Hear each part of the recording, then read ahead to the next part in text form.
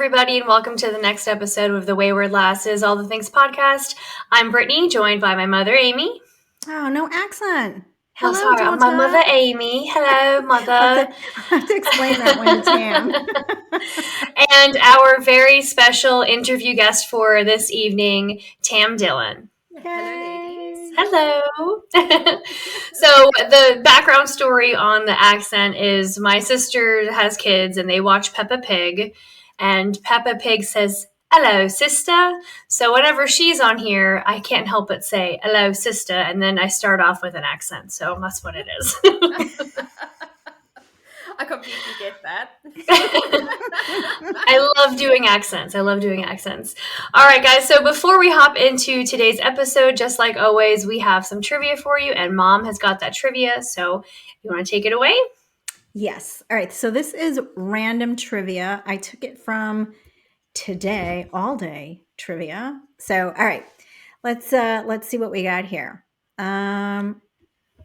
What fast food chain once used the slogan, "Think outside the bun"? I'm going to take a wild shot in the dark and say Jack in the Box. That's guess. My guess too. Good guess. Think outside the bun. Think outside the bun. Burger King? Well, that's bun related. It's Taco Bell. Oh, what? What? Okay. I thought you were scared to be on Jack in the Box. Jack in the Box was a very good guess. What? Taco Bell? That's crazy. I didn't know that. Taco Bell. All right. Which globally dreaded disease did the World Health Organization declare eradicated in 1980? Polio. Is that it? No. Don't you have a shot for polio, Mom? I've got a shot for polio. Yeah. The mom and I are showing our age. This one was the other one. I think we have a vaccination that they don't give it anymore. Rubella. I think they brought that back now. MMR.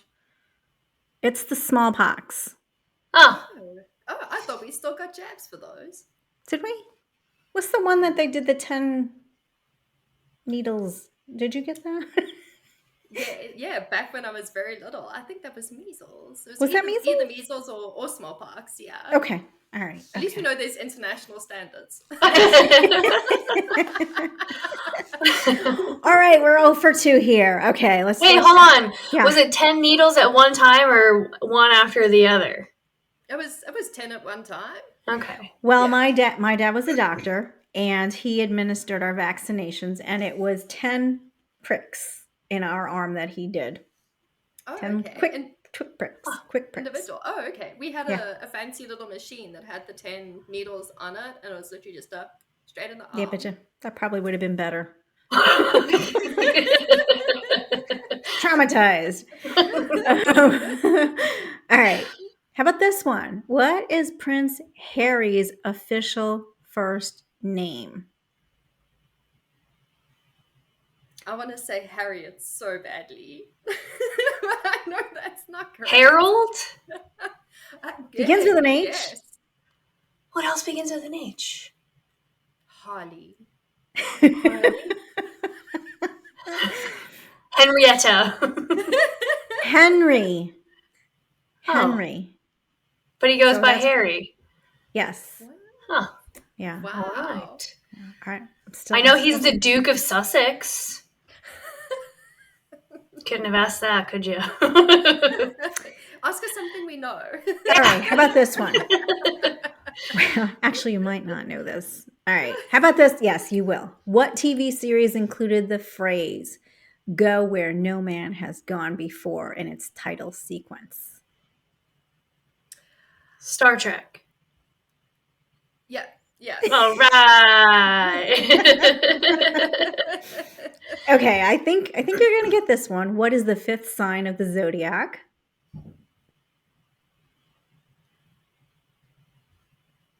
Gemini. This thing's weird then. I don't know. I was just going by the months. Well, what's before Gemini? Because it would be early Aries. It'll be Taurus. Yeah, Taurus. You're right. It is Taurus. Taurus, then Aries. Because it doesn't start in Pisces. January. May. Oh, it doesn't? No, the zodiac actually starts on Aquarius, if I'm not mistaken, is where the actual system starts on. It doesn't run from. It's weird. It doesn't run from January to December. Oh, I didn't know that. So wait, so what's the answer? I don't understand how they come across with this, but it's Leo. Leo is the 5th sign of the zodiac. Yeah, that calculates. That's right. Does it? Okay. Oh, all right. All right, let's try and find one more, ladies. I'm trying to find one that's going to blah, blah, blah. All right, how's this? What is an 8-sided shape called? An octagon. Octagon, yeah. An octagon. Octopus has 8 legs. Yeah, it's Yay! We did it! All right. Good trivia, Mom. Good trivia. It was very random. All right. Good job, ladies. Good job. All right. So we are here with Tam. Like I said, she's the owner of Spiritually Mindful and the co-founder of Upstate Healers Collaborate. Before we kind of hop into your business and everything that you do, could you give us a brief intro as to who you are? Because I know that you're not from here and you have a lovely story about how you met your husband overseas. So if you could kind of introduce yourself to our listeners. Yeah, of course. So I'm originally from South Africa, born and raised in Johannesburg. That's why we don't have the Peppa Pig accent. And then in my early 30s, I left South Africa for the first time to go to the country of Vietnam, which is where I met my husband, who's originally from Easley, South Carolina. And that's pretty much how I landed up getting to South Carolina initially. But we spent a good probably a good year and a half in Southeast Asia. We did a couple of different countries there. We did Laos, Cambodia, obviously a fair bit of time in Vietnam. We then started my immigration process, and here I am 2 and a bit years later. So how long were you in Vietnam for? You said a year and a half? A year and a half in Vietnam, and then Laos, we were there for a couple of weeks, probably about 10 days in Thailand, and then about 7 months in Cambodia. Wow, that's actually really cool. I've never been to any of those places. I would love to visit. They're beautiful. Tam, why Vietnam? It was an intuitive decision. There was just something in my soul that just the country called to me and it said, this is where you need to go. I mean, like I said, never left my home country before. It was my first time out, so it was a bit of an odd choice. My parents were like, is it safe there? Like, yeah, it's safe. It's safe. There's no war going on there. But absolutely no regrets. I mean, the culture is amazing. The experience was beautiful. But it was a completely intuitive decision. It was just somewhere I knew I needed to go. Oh, I love that. So were you actually working while you were over there, or this was just like vacay, visiting, doing your own thing? I actually read tarot while I was over there. Okay. I read and I taught a lot of there's a very big expat community over, especially in Hanoi. And all of them are super open-minded. And when they learned that there was someone over there that read tarot, they were all like, yes, when can we see you? Like, please bring us your cards. So that was predominantly what I was doing. I did try teaching English, which is what most of the expats do. Mm-hmm. And I'm phenomenal at teaching tarot and spiritual practices, but I suck at teaching English. Teaching English is hard. As a Spanish teacher, that was one of the hardest things, an obstacle to overcome, is because you're teaching Spanish and you're trying to relate it to the English language, but these kids don't understand English language or the English rules. Nice. I mean, I grew up speaking English. It's my first language, and English is difficult. Like, it's a rough language. Oh, yeah. I don't mind trying to teach someone it. Absolutely. It's very difficult. It's very difficult. I just remember every year I'll put up a sentence like, Claire buys flowers. What's the verb? And they'll be like, Claire. I'm like, no, that's not the verb. It's buys, right? Yes. Okay. This is that's why I don't teach. Yeah. This is going to be a long semester. Yeah. Wow, that's terrible. Yeah. Oh, yeah. So, a question for you, because I know that you told us you had started reading tarot or got into all of this when you were a teenager. So, what inspired you or interested you into kind of getting into this realm of things and these different spiritual practices? I was such a curious teenager. I was so curious. And where it actually started was a conversation with a really good friend of mine in high school. I'd watched far too many episodes of Charmed. And I said to my friend out of the blue one day, I'm like, I would love a book of shadows, like a fancy book of spells. And she's like, well, just go to your local bookstore. And I was like, what? Are you being serious? And of course, I arrive in the bookstore and I'm expecting like leather bound tomes, like fancy, like you get in Charmed. And no, they were all paperback. All paperback and very normal. So that's actually what started all of this. And from there, the more I read, the more it just resonated, and I just haven't stopped. My curiosity hasn't dwindled. I love that you mentioned Charmed because we totally watched Charmed a lot when we were younger. Yeah, you guys did. We did. I love that show. What a great show. Right. Spell books aren't right though. Like it's not a correct representation. No, not at all. So then, Tam, for our listeners who are not aware of spiritual practices, can you share what are some of the major differences between them? I would say how the practice is done. So when we're talking spiritual practices, we're looking at things like yoga would be a good example of a spiritual practice, meditation, mindfulness. Buddhism is a spiritual based practice. So a lot of the philosophy is really similar, but the wording and how the actual practices are done, that's the things that's where your differences come in. But they're actually all pretty much one and the same. They're the things that they're teaching and the core of those practices. There's a lot of similarities. Okay. I like that you bring up too that meditation and yoga are considered a spiritual practice because, I mean, I've dabbled in meditation and yoga, and it really does. You can't just do it mindlessly. It really does require focus and kind of attention to kind of what's going on with your body and where your mind is at. So I really like that you kind of made that connection there. Oh, that's it. Well, I mean, meditation does form part of the practice of yoga. So yoga essentially has 8 limbs. I know in most people, when we think about yoga, we think about just the one limb, which is asana, which is your stretches, your poses. So everyone thinks that, okay, well, doing the pose, I'm doing yoga. You're literally just practicing one limb by doing that. Meditation is another limb. You'd have 2 others, which is your yogic ethics, your yamas and niyamas. You then have concentration. And then obviously your final limb, which is samadhi, which is reaching a state of bliss. So yeah, yoga is actually quite an extensive practice. Absolutely. Would you say that kind of on that list that you gave us that you have a favorite one that you like to kind of dabble in more than others? Oh, no, they're all just so like you can't do one without the other. When you're practicing your poses, it's you have to take into consideration certain ethics. So be non-harming, speak the truth. So when you're coming into a stretch and you're saying to yourself, "Oh, I can overextend and I can push myself further," you're kind of lying to yourself, and you're also harming your body. So you're going against the ethics. So the ethics is the foundation for your practice.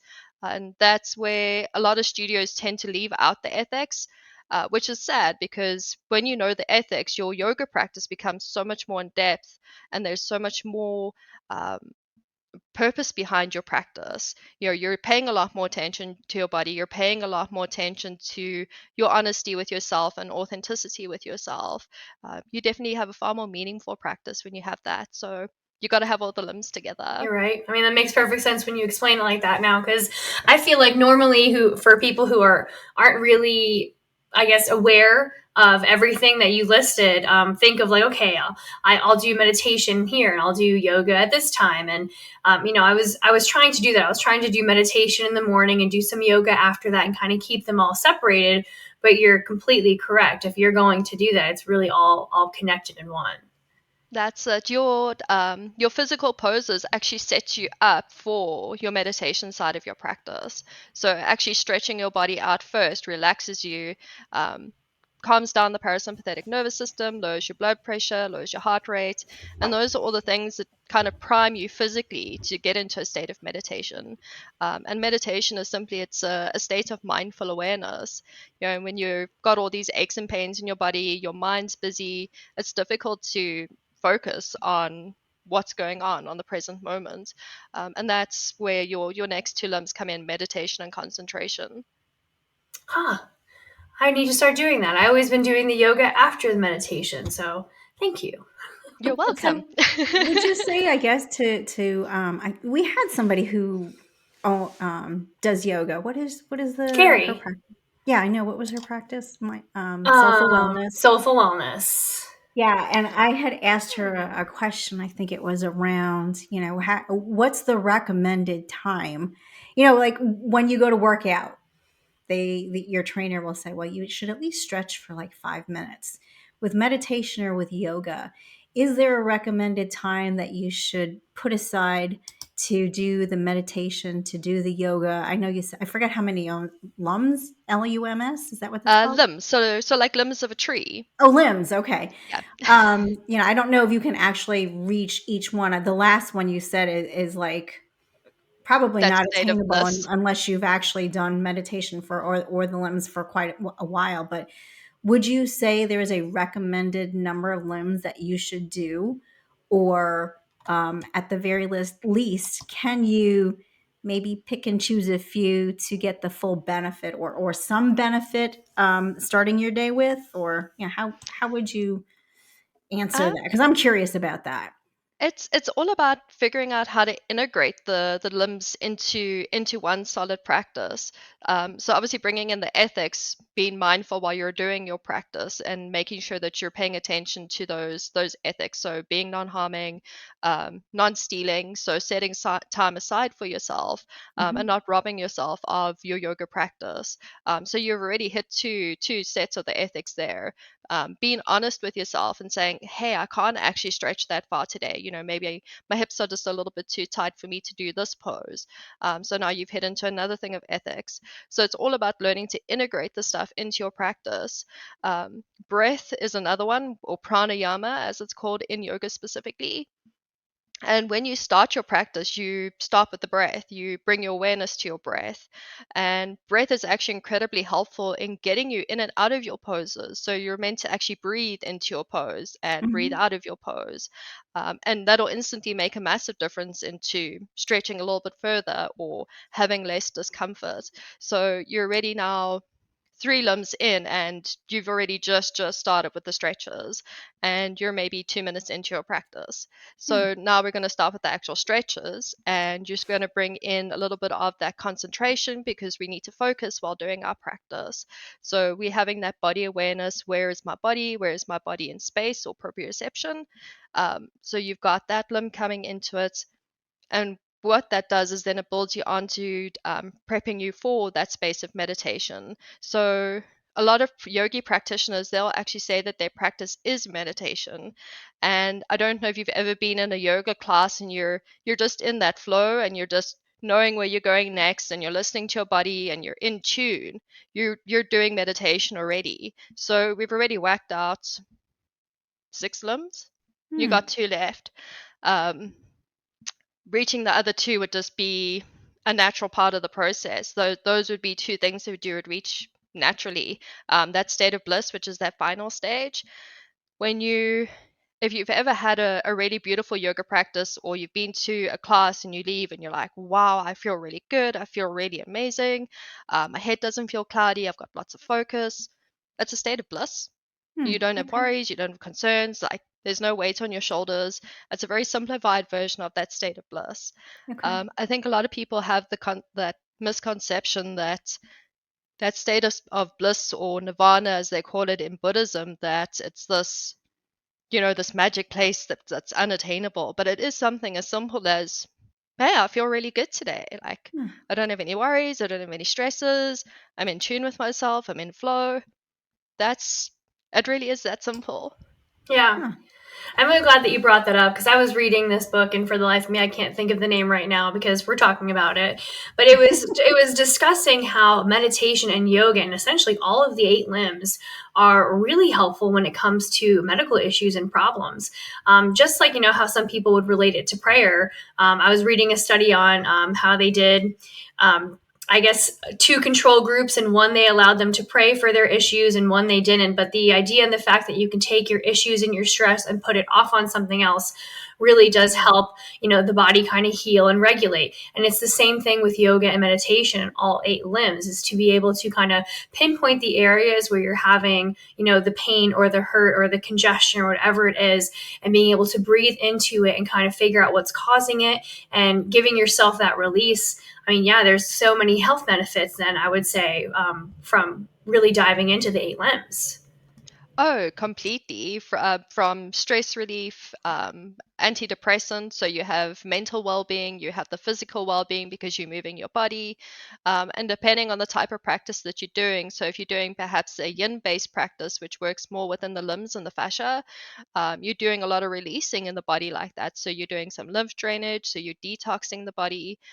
There's also good old hot yoga, which I can't do because I'll die.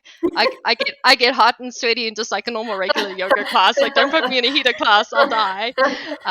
But also incredibly detoxing, and obviously just moving your body. And it is, I'm not going to say it's a form of fitness, because yoga and fitness classes are 2 totally different things, but you're still activating parts of the body. You're working muscles, you're engaging in certain things, you're building strength, you're building up your core. And like I say, it reduces your heart rate, it brings your blood pressure down.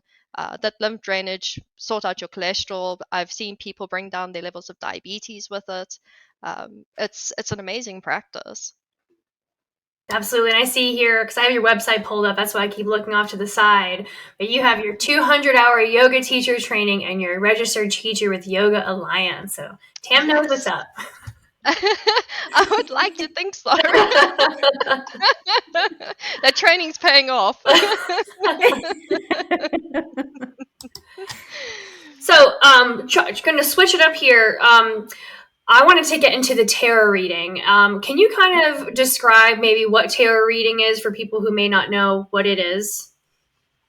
So, first I'll bust the misconception about what tarot readings aren't. Tarot reading is not about predicting the future.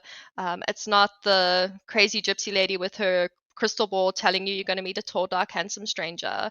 Tarot, if you're reading tarot from the correct place, it is actually an incredibly therapeutic tool.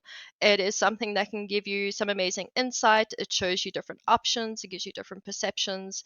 It can really help you through those stages where you feel really stuck. I don't know where I'm going or what I'm doing right now. And it just kind of gives you a completely different perception, things you may not have thought of before.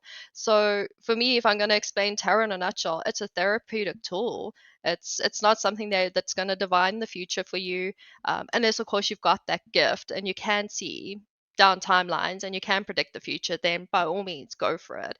But for the average person in the street, tarot is an amazing tool for self-development, and a form of therapy. Can you kind of something that go ahead? Oh, sorry. I was just going to ask, is it something then that you use on a daily basis for yourself? It depends where I'm at and what I'm doing. I'll go stretches of months where I won't even touch my cards for myself personally, and then there'll be stretches where I'm working with them actively. If I'm doing a lot of work on myself, or I have a particular thing that I need to perhaps shed or understand more in depth, then I'll be working with my cards quite regularly. But then there's the stretches where I just don't need them. So it really depends on what's going on for you in the moment, and do you need that external point of reference, essentially. Okay, so let me just see if I can rephrase this. So you would use them kind of if you've got something going on in your life to help allow you to see different perspectives of the situation that you're going through? Oh, definitely. Definitely. The cards are amazing for that. I mean, you've got 78 cards in a set, and each card relates to a particular experience or a particular type of archetype. So anybody at any stage could pull a card and they can find a way to relate to that card, either through the experiences that they've had or a personality trait. So we can all relate to the tarot. It's all in how it's unpacked for the person. And it's also the set that you're using. Having a set that you can relate to is vital. If you're pulling a set of cards and you've got no idea what's going on them because you just can't relate to the imagery, it's not going to give you any other perception than, what the hell's going on here? Like, I don't understand. Can you give me something else? So having a set to relate to is really, really, really helpful and really important. So the pictures are different. Oh, yeah, that's what I was going to ask. Okay. Yeah.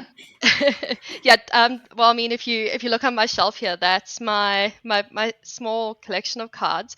Oh, wow. It's literally 3-4 shelves of a collection. It's a mix of tarot and oracle.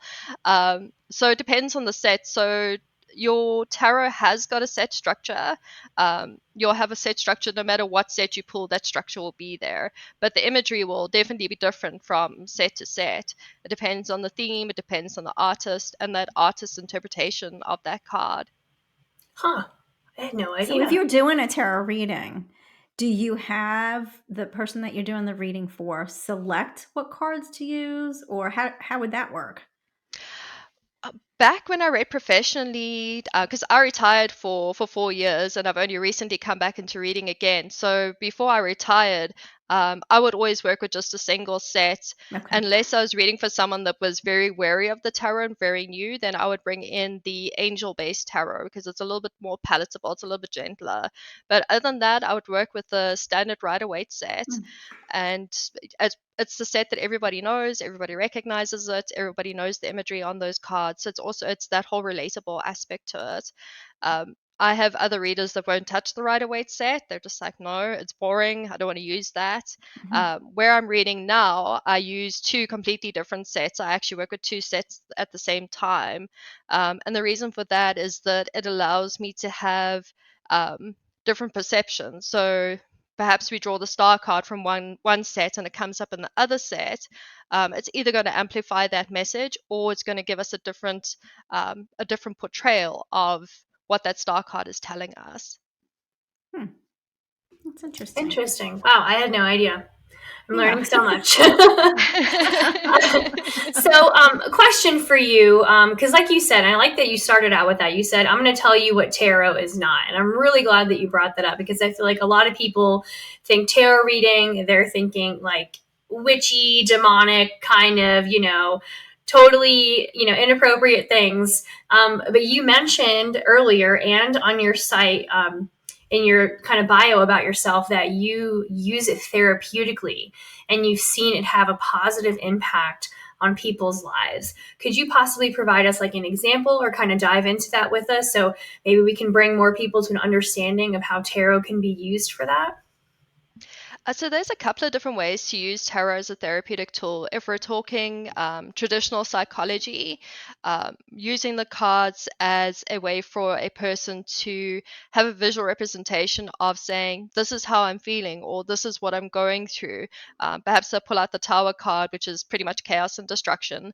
And they're saying, this is what my life feels like right now, but I don't have the words to fully express what it is that's going on inside of me. But this picture here portrays it for me perfectly. So in psychology, using it as a visual tool, because then the psychologist can then add the vocabulary for their client and say, okay, well, this is what's happening for you. This is what's going on. Obviously, having an understanding of that base meaning for that card. The base meaning for the Tower card is transformation. They're going through a massive shift, massive change. And if we think about life in general, when we're going through transformations or big changes, it's chaotic, it's crazy, it's scary, which is pretty much the premise of the Tower card. So it's a really great tool for therapists to relate to their clients better and understand their clients better, because for a lot of people going into therapy, they don't necessarily have the vocabulary to say, this is what's going on, this is what I'm feeling. And some people are just scared to voice that stuff as well. Another way to use it as a therapeutic tool is in a form of self-development and learning to understand yourself better. here we can either work with the entire set. So like I said, you've got 78 cards, which are all different types of archetypes, different types of experiences that we can have. So you have our major arcana and our minor arcana. Your major arcana is your big life stuff, your big life experiences. So things like death, transformation, those big, deep, heavy relationships, mother, father, society, those are all different experiences that we have. You then have the minor arcana, which is your day to day stuff. And that minor arcana is split into what we call 4 suits. And those 4 suits relate to pretty much the 4 aspects of yourself. So your physical self, your mental, your emotional, and your energetic self. And what you're using the cards for is to understand those aspects better. So, working with the mages to understand your life experiences better, perhaps why you struggled with an experience, or to gain a deep insight into that experience. And then working with the minors to understand your 4 aspects a whole lot better. Why do I struggle with my career and my finances? Let's look at the Suit of Pentacles to get some insight. Why do I struggle with relationships, or why am I not meeting someone? Why am I not getting a relationship? Let's work with the Suit of Cups because that's all emotional based. So using those cards to almost deep dive inside of yourself and understand yourself a whole lot better.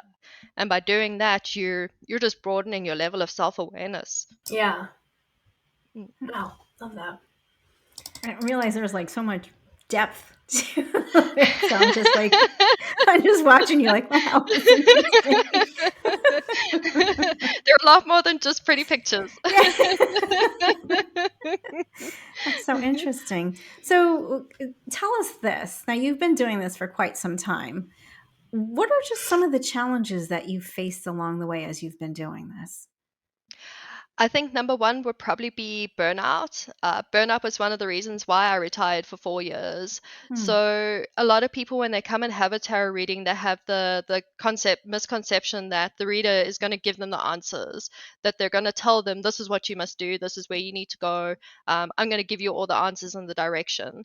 Whereas the tarot is not supposed to be used that way. It's there to give you options. It's there to give you insight and different perceptions. So a lot of people over the years would essentially put their responsibility onto me. I mean, I've had friends say to me, "You're the psychic. You give me the answer." No, pick a card and figure it out for yourself. Take some responsibility for your life. And also a lack of boundaries. As a reader, it's so important to have strong boundaries to be able to say to a client, I can't answer that question, or let's look at rephrasing that question, let's look at doing this a different way. So developing those boundaries, and also learning to detach from your clients as well. I mean, people come and have readings for some heavy stuff, and having coping mechanisms to know how to detach from that after a reading is so important. So burnout was a very big reason for me retiring. That was biggest challenge. I never thought that would be, so it's interesting to hear you say that, because again, I never thought that would be something that you would actually experience as a result of doing it. But yeah, I can actually see that if they're coming to you and looking to you for, you're like you said, you're the psychic. Tell me what I need to do. No, take some responsibility. And there's a lot of readers that they struggle with burnout. Burnout is a big problem for a lot of readers, and it comes down to not learning how to detach, carrying that stuff with you after the reading's done, not having the boundaries, and also the way that some readings are just structured allows that room for essentially that bit of abuse to happen. Wow. Another question for you.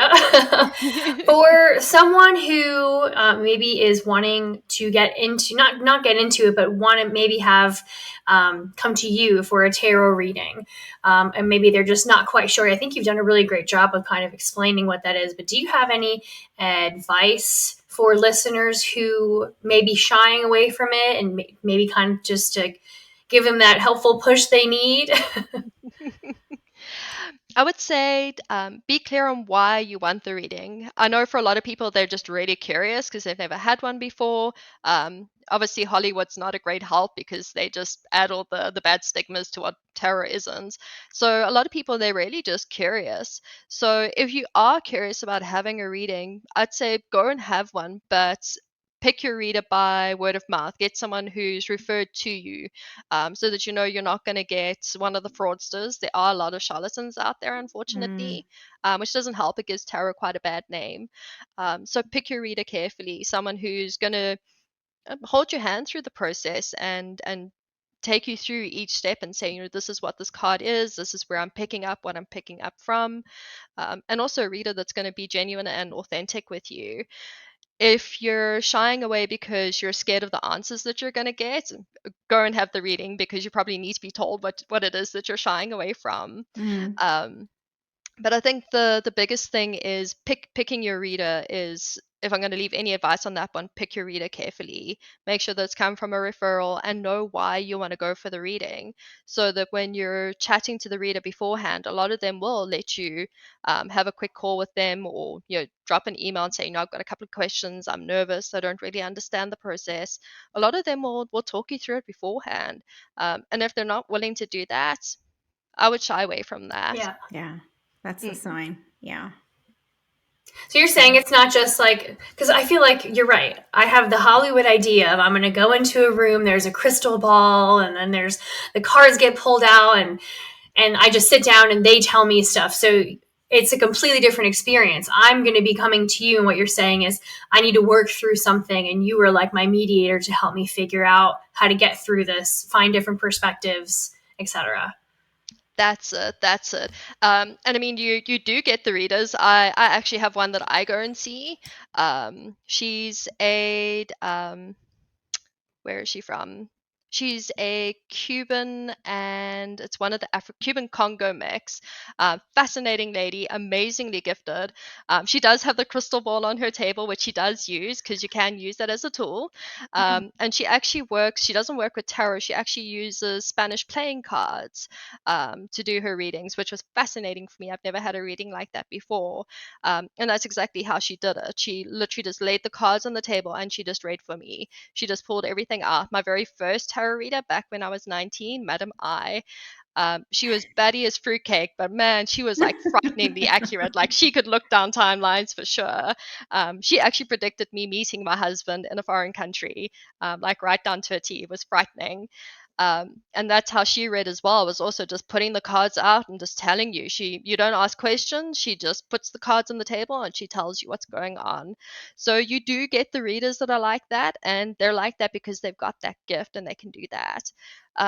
For most readers, though, they don't have that gift. They're just really good at knowing the cards and working with them from a more of a therapeutic-based perspective. So that would be the kind of reader where you go to and say, this is what I'm trying to work on. Can I have some insight or understanding, or how could I navigate this better?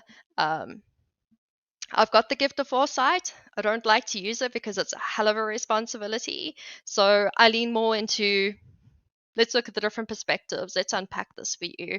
Let's find a way for you to navigate this better. Okay. I'm curious about this. I saw it on your website. What is a soul session? So a soul session it's like a coaching session, but we're coaching you from the soul-based perspective. So when I explained the tarot earlier about essentially the 5 different parts, so you have the major arcana, which is the big soul stuff, and then your 4 suits, which is the 4 aspects of yourself.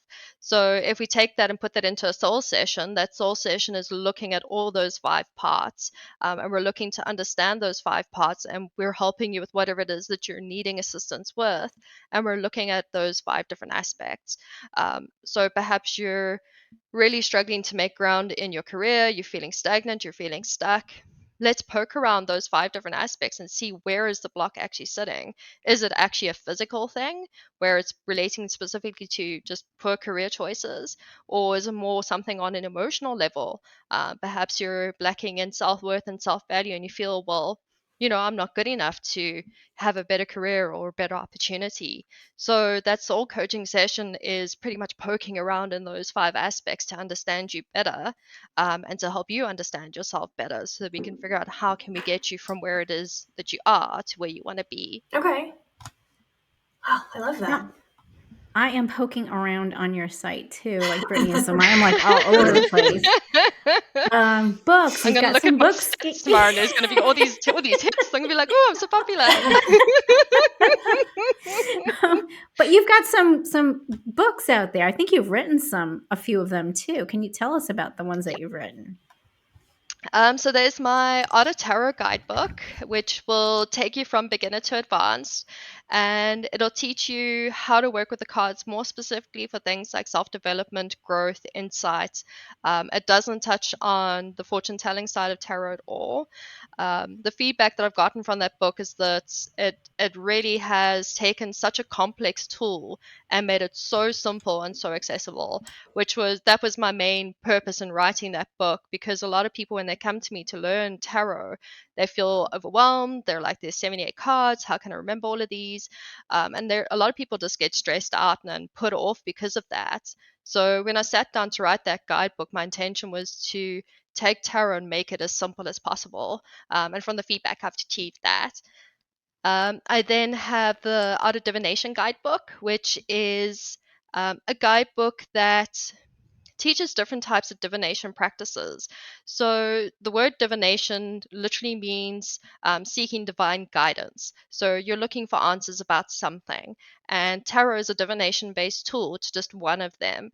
You have thousands of different divination tools. Depends on the culture you're looking at.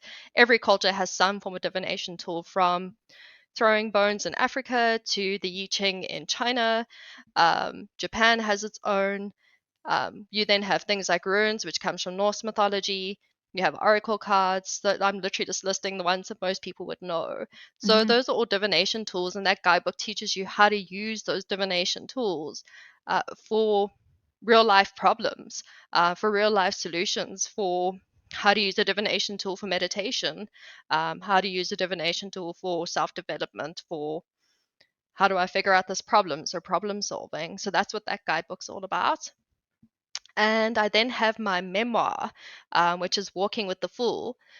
That is the fourth edition of that book, because I keep going back and rewriting it because I keep having more and more insights. I'm like, oh, I'm not done with this book yet. I need to go and rewrite it. According to my editor, I'm still not done with the book, which is like, you can leave it where it is for now and publish. I'm like, okay, I'll come back to you in 2 years. We can rewrite it again. So that book is about my own personal spiritual journey.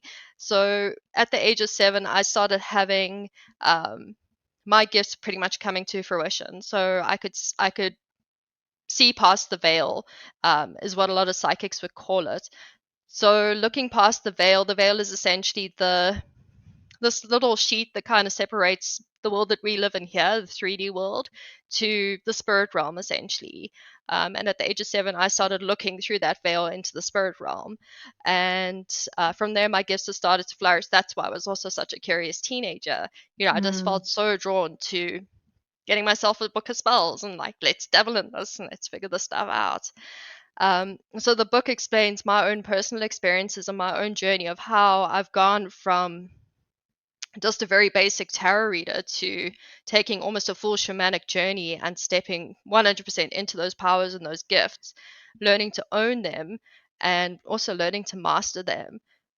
And the core purpose for that book was that I come across so many other practitioners and people that have such really beautiful gifts, and a lot of them feel like they're crazy, like they've lost their mind, like this can't be real. And I want people to know, hey, you're normal. Like, what you're experiencing is normal. And that's where Western societies kind of let us down. So you have shamans in pretty much every culture.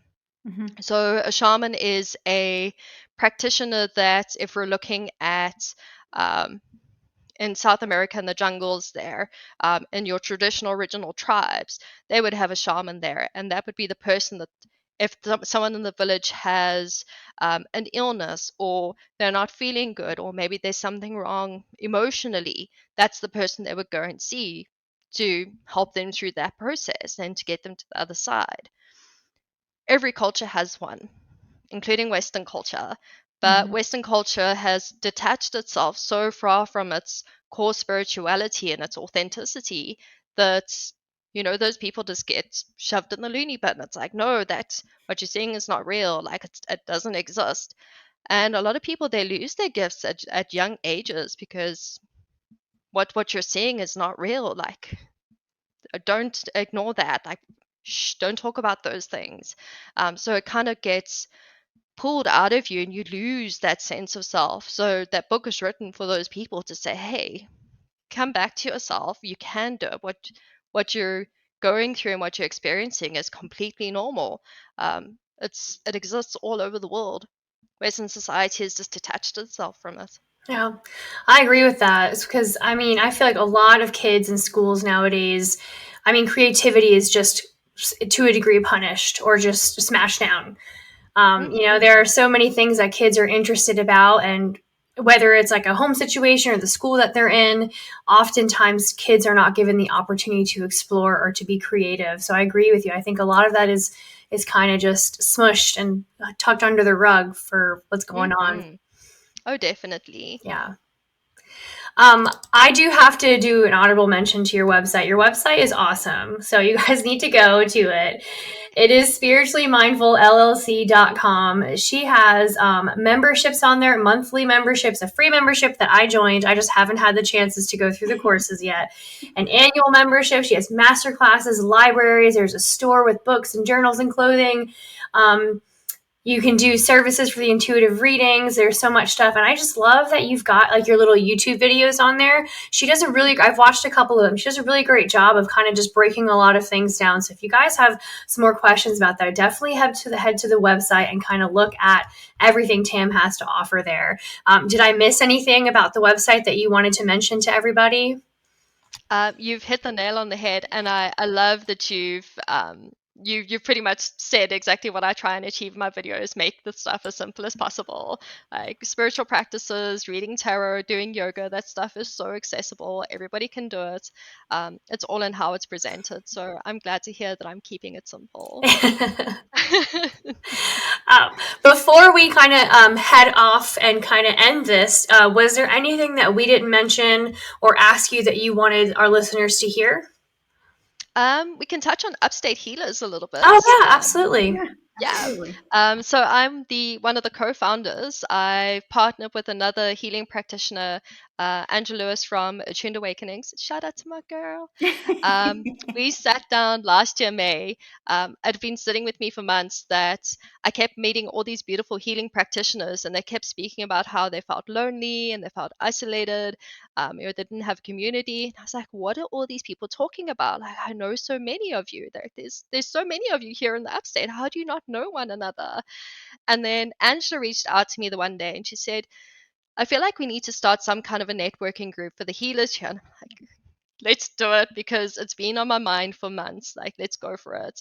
And originally it started as just a simple monthly meetup where we would all get together and we would kind of rotate out different practitioners. So we have two facilitators who would come in and they would offer a healing modality for the day. So healers are terrible like giving them self-care. They always put themselves last. So once a month you have the opportunity to love yourself, to take care of yourself, let someone else do the healing for you. And then that's then followed by some networking time. And it's just grown and the community has become so grateful for it. So like, this is what we needed. Like, and at least every single meetup, at least one person has said to either myself or Angela, what you guys have done is amazing. Like, this is exactly what I was looking for. I get my monthly dose of healing. I get to connect with the other weirdos that are out there. I don't feel so lonely. I don't feel so isolated. I don't feel so weird. Because it's not an easy place to be a healer in the upstate of South Carolina. Yeah. A lot of people feel out of place here. Imagine. And coming into this year, we're now expanding on that, and we're going to start more public-based workshops where we're going to start educating the public on different modalities that are available. What are they? What are they? How do they work? Busting different myths and misconceptions about them. And we're also looking to help our healers grow and develop their businesses as well. So we've got a whole lot of educational workshops planned for our healing community. That's awesome. I'm on the Upstate Healers site. So rather than just look at it, why don't you tell our listeners how they can find you, the 2 websites, your Instagram handle, Facebook, if you have Twitter, why don't you let all our listeners know what those are? All right, so Upstate Healers is upstatehealerssc.com. And what you'll find on the website is a directory, so you can actually find healing practitioners in the upstate. So I've done a fairly good job of setting up the website. It's pretty user-friendly. You type in the service you're looking for and your area, and it'll pull practitioners up for you. It also lists all our upcoming events as well. You've obviously mentioned Spiritually Mindful, which is spirituallymindfulllc.com. And you can stalk Upstate Healers with at Upstate Healers on Instagram and Facebook. And Spiritually Mindful, it's at Spiritually Mindful LLC, both Facebook and Instagram. I don't do Twitter. I only have so many hours in the day. I can't do another social platform. That's okay. These are the main ones that you need to focus on. Yes. Well, I just got to say, it has been such a pleasure to have you on here. I love what you're doing with Upstate Healers. That's exactly what we're wanting to do with Wayward Lasses, is to create a community of women that can come together, just have that support and that empowerment and that love and that affirmation that we all need. So I love that you're doing that with your group. And I had to read off this last sentence from your website. The one consistent, however, has been her purpose to assist others with transformative change, empowerment, and learning to step into their authentic self. I feel like that kind of sums up everything that you've told us today. I've had a blast. Hopefully you guys have learned so much stuff. I've learned a bunch of stuff. I need to hop onto these courses. Awesome, Mom. Do you want to close us out? I do. Thanks, Tam, so much again for joining us. As Brittany said, we've learned so much, and we hope our listeners have as well. Be sure to check out all her different handles, her websites to learn it more. And then thanks everyone again for joining us tonight. And we are the Wayward Lasses, reminding you to keep it real. Have a good night, everyone. Take care. Thank you. And thanks again, Tam. Thanks for stopping by. Bye-bye. Bye.